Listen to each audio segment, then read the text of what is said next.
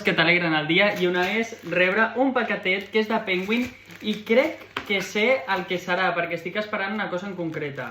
Mireu quin paquetet més cookie. Xan, xan, xan, xan. I és els diaris de l'Emma Lyon, que és un llibre que sortirà al setembre i que serà una saga, ja veieu, són molt curtets, d'unes 160 i pico pàgines, coses d'aquestes que es llegeixen soles. I obrim aquesta carta, mireu que maca, o sigui, té fulles seques. És una carteta...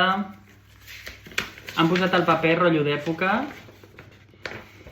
I és la Emma Lyon dirigint-se a mi com a lector, així que què dir-vos, que estic desitjant llegir. Aquí el que trobarem és una història d'una noia victoriana, però una noia molt peculiar, perquè ens diu que està armada amb enginy, amb un esperit indomable i una mirada crítica i irònica, així que sembla que serà un personatge molt potent i jo ho podré descobrir de manera anticipada.